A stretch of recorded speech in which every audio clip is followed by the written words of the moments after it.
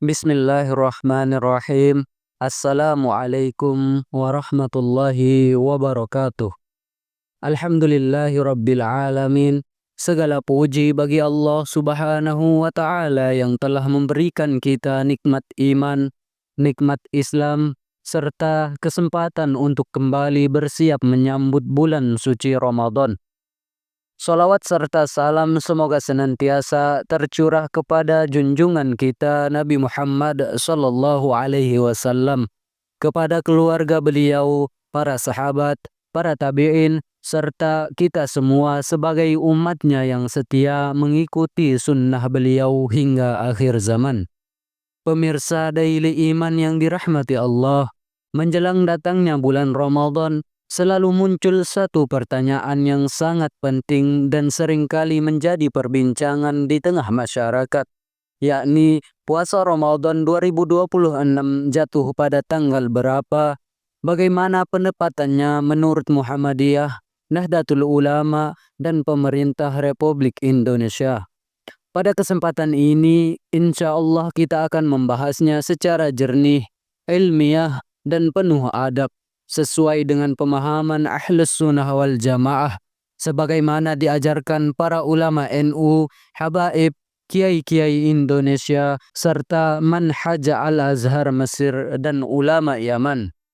Pemirsa Daily Iman yang dimuliakan Allah, dalam Islam, penentuan awal bulan Hijriah, termasuk Ramadan, bukanlah perkara sembarangan. Ia memiliki dasar syar'i yang sangat kuat dalam Al-Quran dan hadis Nabi Muhammad sallallahu alaihi wasallam. Allah Subhanahu wa taala berfirman, "Mereka bertanya kepadamu tentang bulan sabit, maka katakanlah, bulan sabit itu adalah tanda-tanda waktu bagi manusia dan bagi ibadah haji."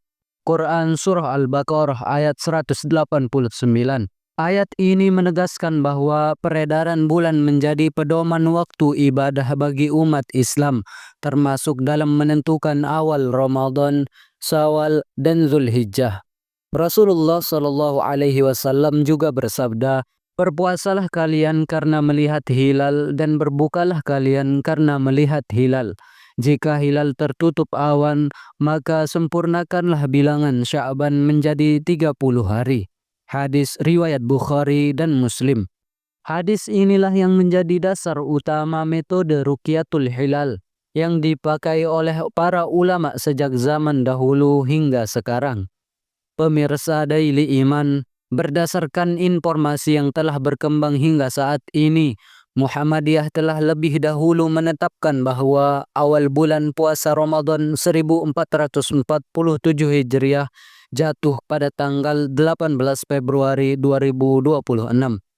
Penetapan ini didasarkan pada metode hisab hakiki wujud hilal, yaitu perhitungan astronomi modern yang menentukan bahwa hilal sudah berada di atas ufuk pada saat matahari terbenam, sehingga dianggap telah masuk bulan baru. Metode hisab ini memiliki dasar ilmiah yang kuat dan telah digunakan oleh banyak lembaga Islam di dunia. Dalam pandangan Muhammadiyah, selama hilal secara perhitungan sudah wujud, maka itulah menjadi dasar masuknya bulan baru tanpa harus menunggu ruqyat langsung. Sementara itu, Nahdlatul Ulama dan pemerintah Republik Indonesia telah berpegang pada metode Ruqyatul Hilal, yaitu pemantauan langsung terhadap kemunculan bulan sabit setelah matahari terbenam. Metode ini merupakan praktik yang sangat kuat dalam tradisi Ahlus Sunnah wal Jamaah dan sejalan dengan sunnah Nabi Sallallahu Alaihi Wasallam.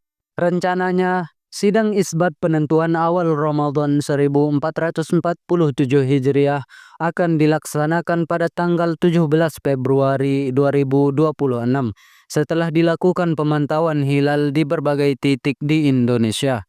Para ulama, ahli falak, dan perwakilan ormas Islam akan berkumpul untuk membahas hasil ruqyat tersebut sebelum menetapkan secara resmi kapan umat Islam di Indonesia mulai berpuasa.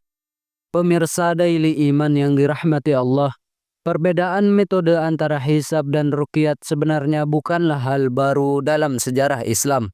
Para ulama sejak zaman dahulu telah membahasnya dengan sangat ilmiah dan penuh toleransi. Imam Nawawi rahimallah menjelaskan bahwa perbedaan dalam masalah puruk seperti ini tidak boleh menjadi sebab perpecahan di antara kaum muslimin. Yang terpenting adalah kita menjaga ukhuwah Islamiyah, saling menghormati dan tetap berpegang pada adab. Sebab tujuan utama Ramadan bukanlah sekedar mengetahui tanggal, tetapi membersihkan hati agar lebih bertakwa kepada Allah.